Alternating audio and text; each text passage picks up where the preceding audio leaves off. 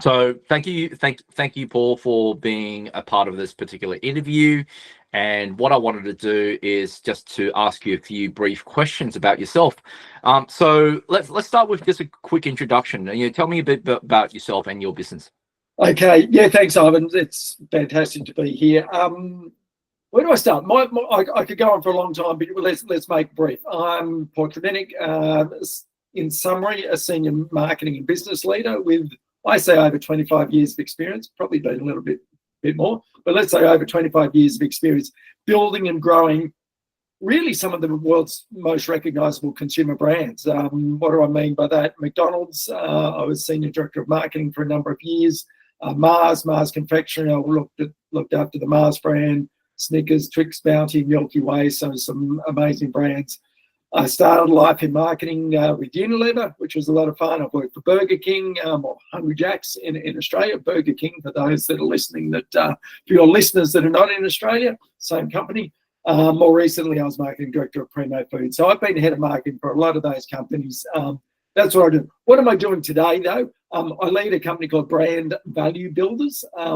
They're really a strategic marketing consultancy, I guess we call it, really to helping businesses unlock the growth within their brand and start to do smarter marketing. So I've really tried to step away from those large companies, done my time there, now really helping small to medium companies. I'm still dabbling in some larger ones, really help them unlock that brand, understand their brand, and get really smart marketing where they really get great return on their investment. So that's what I'm enjoying doing now, stepping away from the big giants, the multinationals, and really helping those small to medium get the marketing expertise they really need to grow their business.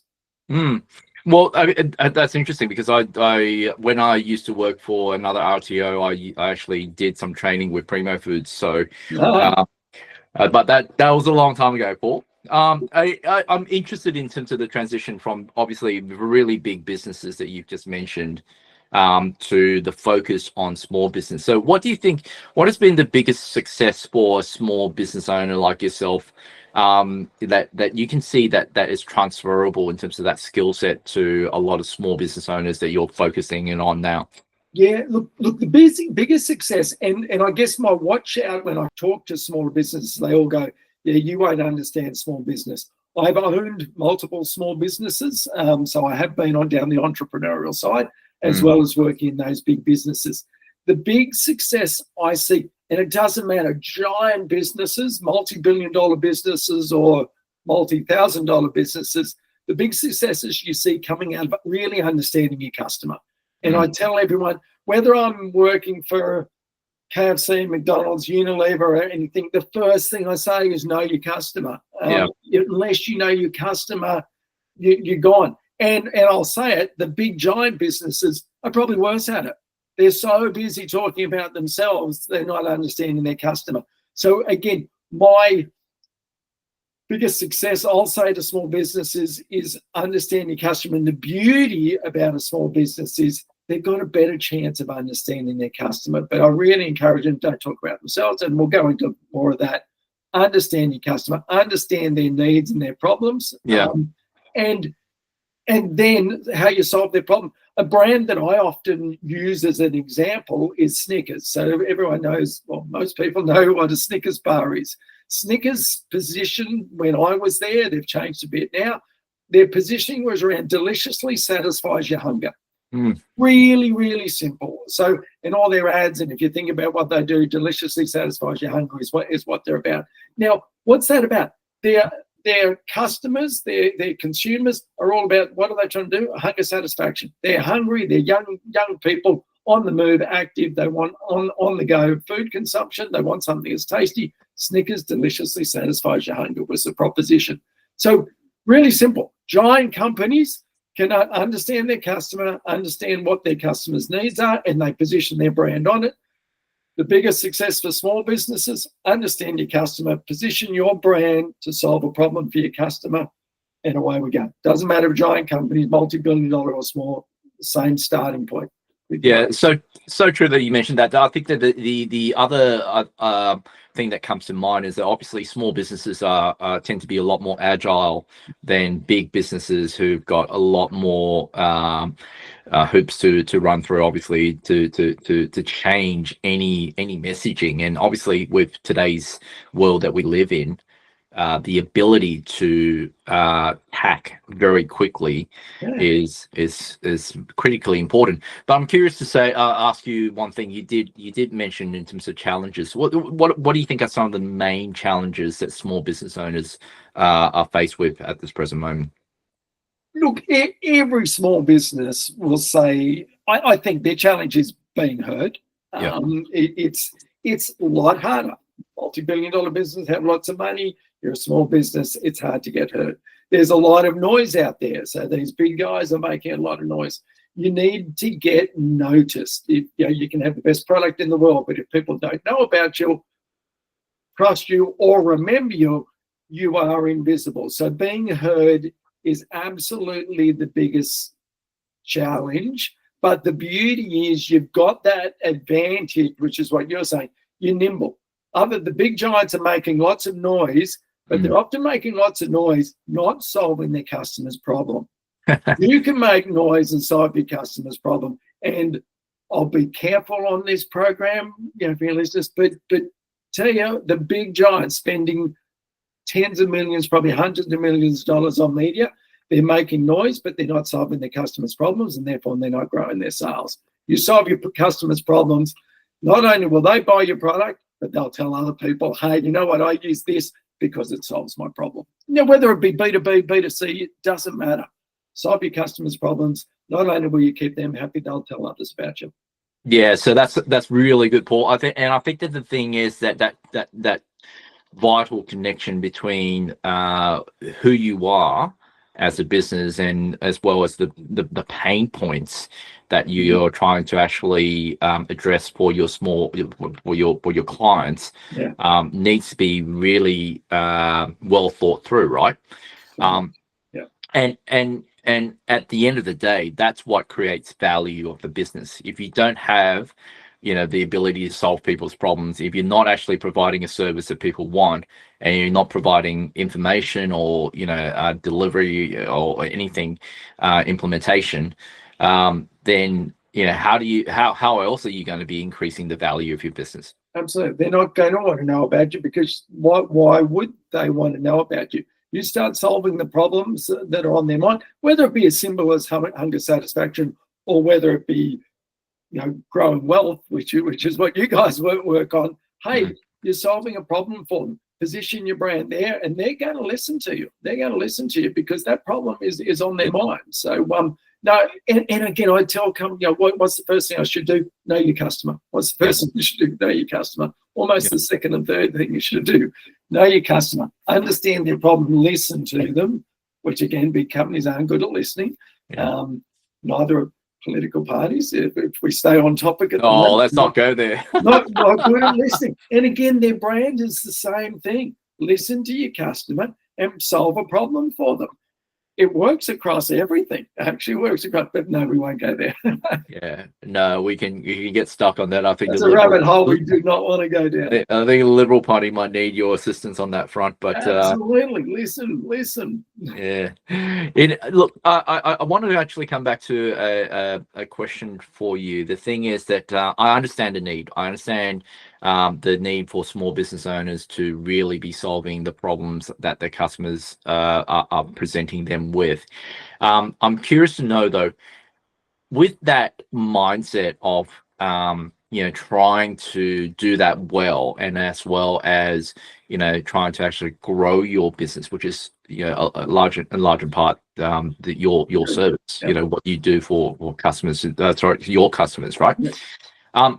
I'm curious to know, though, how many of those people or small business owners in general that you have come across or worked with personally plan with the end in mind? In other words, how many of them actually understand when and how they are going to exit their business? Yeah, a lot not, and I'll explain why. And I'm possibly in that situation at the moment as well. Many of them, and I'm trying to get them out of them, they're the product and they're the brand. Yeah. And I work with companies that are trying to grow their business. I work with companies that are talking about that next phase, whether it be selling, merging, or whatever it might be. When they are the product or the brand, so when Joe is the actual product and the brand, you've got a bit of a problem because you sell that and suddenly Joe's not there and it doesn't work. So that's where I guess I work hard with them, saying we need to create a brand and obviously a product that works without Joe. And then suddenly, the light bulb goes on and goes, you're right, I've got nothing to sell because there is no business without me. So I work in a very different way to where you work, Ivan, and your company works, but I think we work on the same parameters. I build up a brand and a product that is valuable, that can be sold. You work on helping them make money out of doing that. So even though I'm on a marketing side, brand side, not on any sort of finance side, we're still working to add value to that business so that it can be sold. So no, I think many of them, they're particularly in these small to medium, because they've made themselves the product and the brand. I work with them to change that, to let's create a brand that you actually can sell down the track. So no, it is a common problem, though. Yeah, I love that, Paul. I think that mindset of making sure that you're not so key person dependent is essential, and that means that you need to make sure that you have a business that has business continuity in mind, and that branding is half the battle, right? So if you're only going to be the front man, the front person, and your brand is your name. Look, there's nothing wrong with that. I think that from a thought leadership perspective, I mean, I do it. Yep. I'm sure other people does it as well, and they're very highly recognized for it. But there is no business behind it, because once that goes away, or once something happens to you, there's no one else who can actually step into your shoes to be able to do that, right? Whether you're selling your business, whether you're merging with someone else, or whether you're buying, because even once you buy, you want to integrate that under your brand. Now, again, if you're your brand, that can be hard to do, because I'm a marketing person. I bring brand and I go brands. I bring in a wealth management side or a finance side in. Well, Paul Tredinnick hasn't got a reputation in that particular area. Yet if I talk about building brands and brand value builders, building value, I can absolutely bring a wealth person in, a finance person in, because we're all about growing value for that particular brand. And that's what my company, Brand Value Builders, do. We're talking with finance people that actually do mergers and acquisitions and whatnot, and we're working to get companies kind of sale ready, but future ready is what we call it. Because I think, as you say in a lot of your stuff, if something happens, the unexpected happens, are you able to do something about that? We want to get businesses ready for that. And by growing from growing their brand, absolutely they're ready for that. Yeah, and from your on your side of the ledger, the thing is that you don't want to spend so much time, energy, and effort helping someone build up their brand, and then suddenly, if something does happen to the founder, that all dies in a heap, right? Yes, sir. So you want there to be a continuity plan in place. You want to make sure that brand building, that goodwill that's attached to that brand continues. Yeah. Which is how people maximize. Well, we teach them the fact that that's how you maximize the value of any sale that may happen down the track. And as far like I jokingly say that that I think that death has a 100% strike rate so far. So we're all going to die at some stage, right? One of the certainties. And isn't the other one tax or something like that? Yes, correct. But we just don't know when. So I think that leads me to my next question. How important do you think it is for people to think about how do they want to actually transfer their business and the value that they are trying to create for future generations? How important is that? Again, I mean, in my eyes, and it's not because I've got a background or a focus on wealth. It's actually about growing that brand. that brand is an asset of the business. If a business is making widgets, let's say cups, and they've got machines to make cups, they want to make sure those machines will continue to last and be passed on to the next generation or whoever else, so they can continue to make cups. A brand is an asset. A brand is absolutely an asset of the business, hopefully an incredibly valuable asset to the business, particularly if your customers know you, so you've got recognition, loyal to you, so they're loyal customers, you've got a great reputation. Your brand is actually worth a lot of money.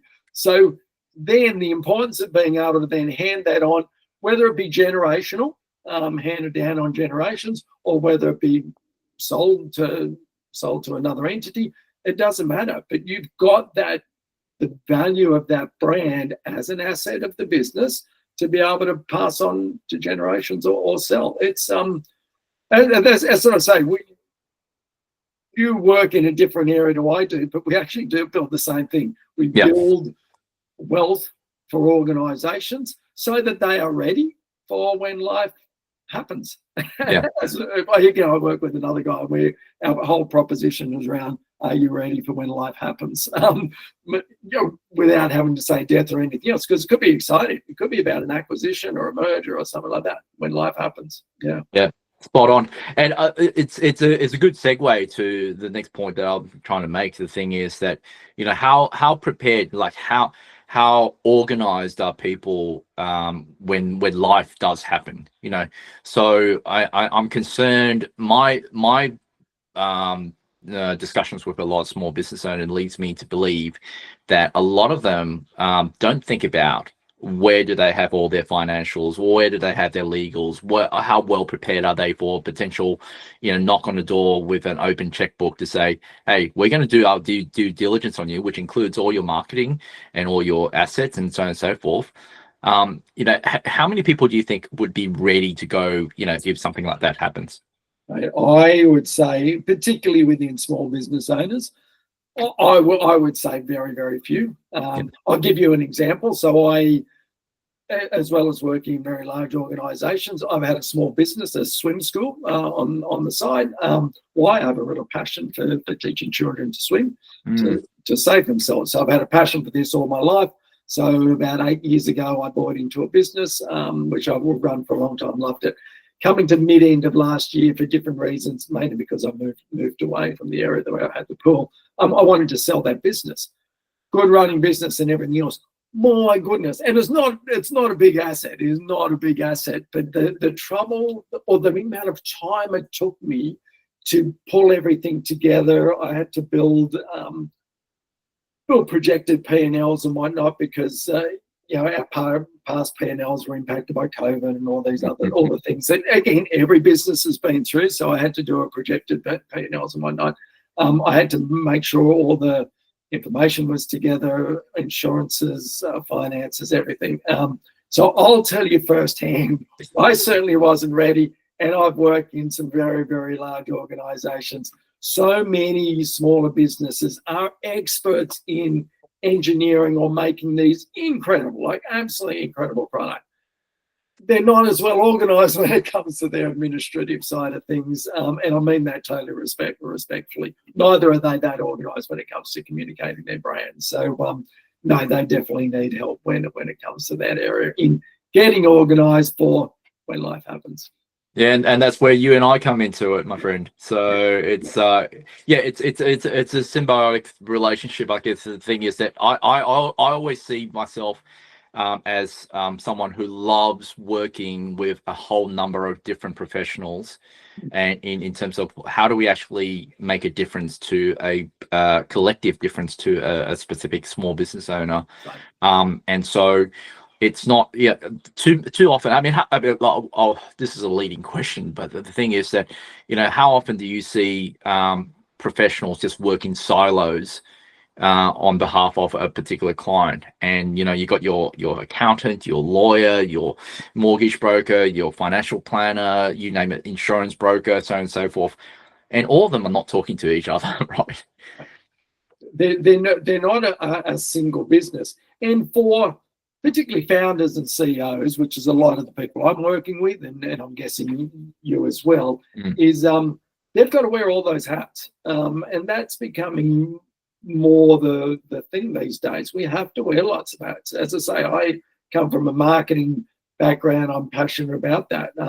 I spent a lot of my time having to understand tax and wages and getting my BAS sorted out, doing projections on P&Ls. I would spend on my own business, I spent 5% of my time, I reckon, doing brand marketing and 95% having to wear all those lots of hats. So, look, it's very common in slightly larger businesses, then they get into those solos, and the most successful businesses, and even, not multi-billion dollar business, but yes, tens of millions of dollars business, the best businesses where the finance person is interested in growing that business, where HR are interested in growing that business, where operations are interested in growing that business, and obviously where the commercial side, the sales and marketing team are interested in growing that business. They're the businesses that go ahead because they're always not looking at where we are today. It's where do we want to be and what do we need to do to get there? They're the businesses that are going to really, really make it. Get that strat plan right. Again, the beauty is where we're synergistic in what we do. You get their business in a good shape so it can move forward. I get it in a good shape from have we got a strategic plan that really can grab what we've got today and we can really get a step growth. And what do we need to do? We might have to change things to be able to take it there. We probably have to change things to take it there. That's exciting. And they're the businesses. Who are the businesses I like to work with? And people often ask, who's your target market?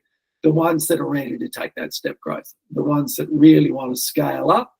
And I present at places, and so do you, and I have people put up their hands saying, Paul, you've talked about how to grow a brand and whatnot, but I've got lots of customers already and I'm happy with what I've got. So what do you say to me? So, well, if you're happy with what you got, don't do a damn thing. I'm not the person you need. I'm here for businesses that actually want more. There's a funny saying, I use it often. There's 3 words that most owners, CEOs say. I want more. I want more sales. I want more customers. I want more revenue. I want more. I want to talk to businesses that want more is the ones that I want. Well, I'll supercharge an idea for you. The one of the things that we work on with small business clients, or all our clients, I should say, in general, is teaching them the concept of the point of more than enough. Okay. So here's the thing. As I'm challenging you here, Paul. So what we do is that we do all those projections. We do all the P&Ls. We do all the lifestyle expenses and all that for them in conjunction with often in conjunction with their financial planners, because they got all the softwares to do all that. But we want to actually show them a point in the future where they will reach what we call the point of more than enough. That's where all their needs are met. Everything that they need is catered for, be it through passive income or investments or their business. That's going to create a recurring revenue for them that doesn't require them to be in it, working in it. Now, it's a dream of many of us, yes. Here's where your "I want more" three words comes into it. Why do you want more beyond that point of more than enough? Which is where I think that you and I could work very closely together on this, because the thing is that if you increase brand, if you increase value of the business, and if you increase revenue, all right, what's the point beyond that? That's where we actually talk to our clients about the legacy that they want to actually leave behind. Couldn't agree more. And that's where, again, I want them to get a brand. And the ideal is that they've got that business in a shape where, I don't want to continue to grow, but I don't want them to lose that brand, because that is the thing. Potentially they'll pass on or sell or something like that. And the reason I need them to continue to at least focus on that brand, even though I'm happy with what I've got, is competitors will come in. Competitors will come in. If you're not talking to your customers, communicating about what you do, I still believe that through that funnel, you are always losing customers, not because they're annoyed with you or anything. They moved on to the next life stage. So whether you're selling cups, widgets, or whatever, They don't need that anymore because they've moved on to the next thing. So you are losing customers. Just keep filling that funnel up. So keep getting new customers in so that you're not growing any bigger, but you've got to keep topping yourself up so that you've got a great business to sell, to pass on, or whatever else. So even though, hey, I'm comfortable, keep communicating to your customers what you do. So keep topping that up would be my recommendation to business.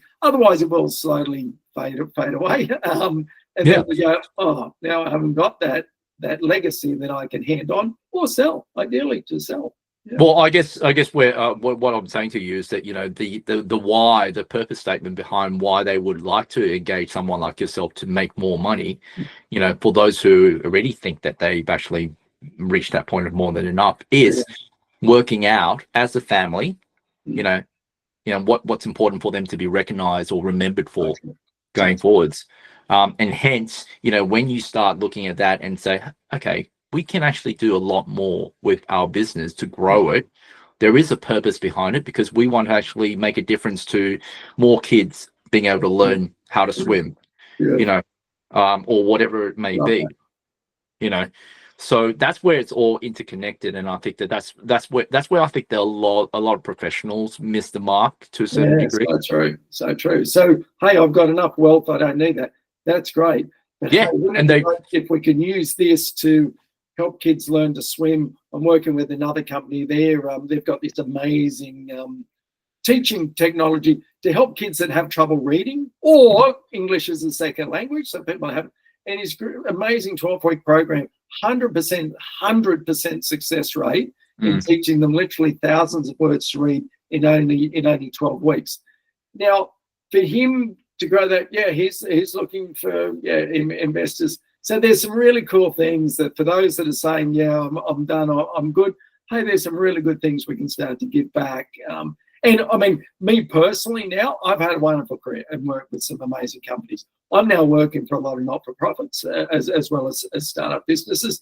And I love that I can give back and help them get in a more stable position so they can help others. I'm on the board of Kids with Cancer Foundation, and that's my absolute passion area because I'm now helping them from a marketing and brand sense in getting it right, getting a strategic plan that's actually going to not grow to make money. It's a charity, so there's no point in making money. The more money we make, the more kids we can help, the more families we can help. Hey, what an awesome legacy. So, no, mate, I'm with you.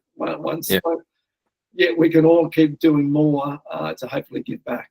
Yeah, exactly. And imagine if we had like a really engaged group of small business owners who are all wanting to actually contribute more to that charity.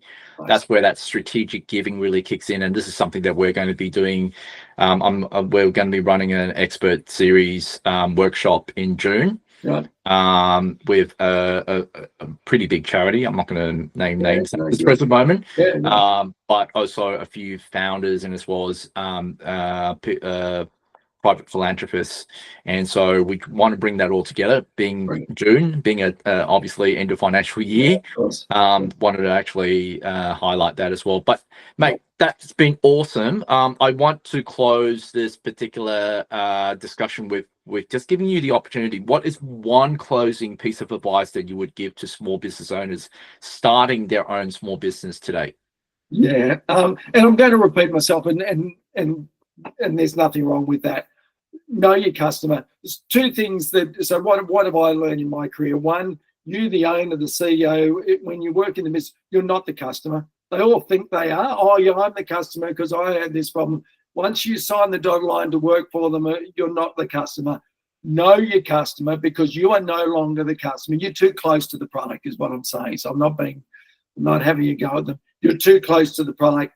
You're thinking about your product every day, all day.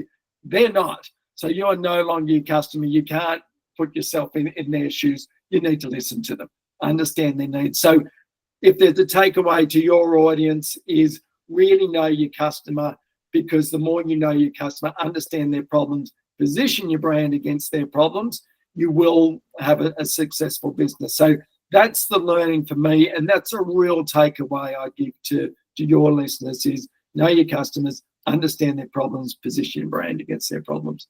If you need help, obviously talk to Ivan or talk to myself. Yeah. And so, Paul, thank you very much for that. How can people find you? What's the what do you have a website or? Guys, yeah, would love to go to brandvaluebuilders.com. Very simple. That's my website. You'll find me there. Talks a bit about what we do. Yes, it's a fractional CMO, so a consulting business in consumer marketing, but really help. Brandvaluebuilders.com. We help grow your brand and build your brand. So brandvaluebuilders.com. Go there, reach out to me. Happy to your listeners. Happy to give an hour free session where we look at your products, look at your brand, look at your brand benefits, and really set that up for you. Really happy to do that to listeners of this program. Yeah, likewise. And I think that, the first time I spoke to you or met you at the pitch event, I think it was interesting because the thing is that I remember you coming up to me and saying, "Why aren't you pitching?" Yeah, totally. You were one of the best pitchers at that event. I think you and I, because we were saying, "Hey, yeah, exactly." Wonderful. Okay, I'm gonna send a link post under this video. If someone's watching this and wants to actually connect with you, please go to the website. But apart from that, I really look forward to just keeping in touch and just seeing as to how we can help each other out. Mate, appreciate your time, mate. It's been fun. Thanks, Paul. Cheers, mate.